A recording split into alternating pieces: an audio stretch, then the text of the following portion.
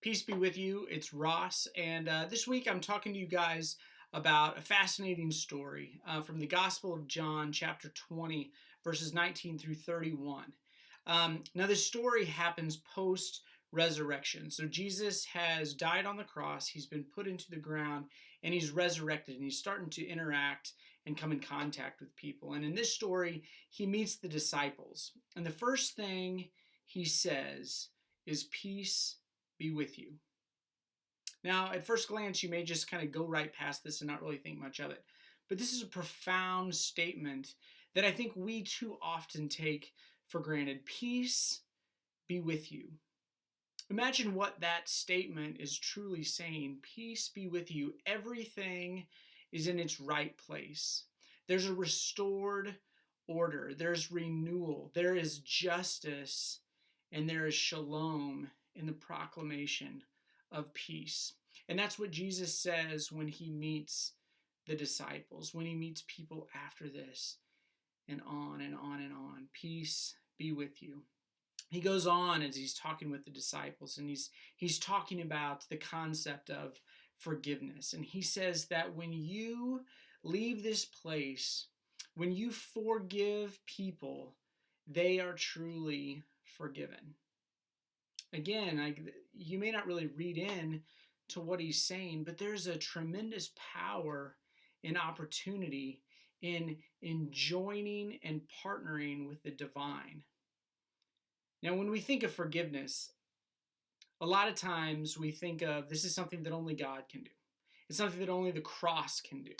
Forgiveness comes, it's very top down. But in this story, Jesus is talking to the disciples. He's talking to normal guys, people, followers like you and like me. And he says, when you forgive people, they will be truly forgiven.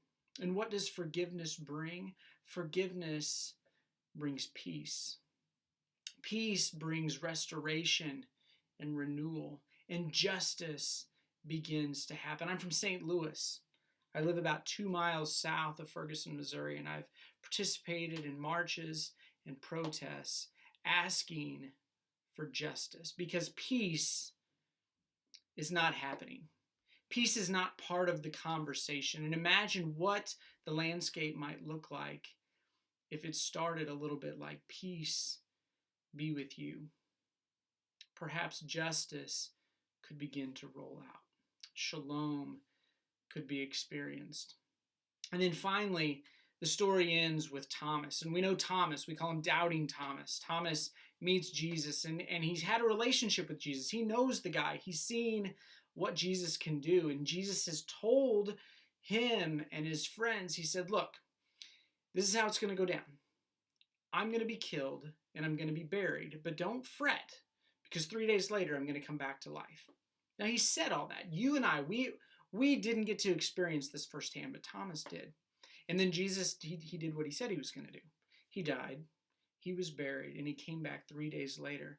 And Thomas saw him, and he couldn't believe. Thomas had seen the miracles, and yet he couldn't believe. But that didn't stop Jesus from interacting with Thomas and from showing Thomas the peace. No, the doubt played a pivotal and important role in Thomas's faith. And so today, when we talk about having faith in something, some people take that and what they're saying is that you can't question. You can't have doubt. You can't have these secondary conversations on the side of, well, what really happened? What's the history behind this? What's really being said? For some people, faith means you don't ask questions, you just believe what is said. But that doesn't seem to be the case with Jesus and Thomas in this situation. Instead, Jesus comes and he says, peace be with you. And Thomas asks his questions, and he's forgiven.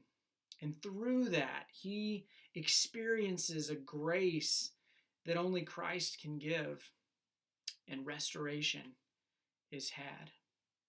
Which brings me to email. every email that I send for probably the past, 5 or 6 years, I sign it Peace, Ross. It's good. It's fine. But perhaps I should start my emails from here on out. Peace. And then go on.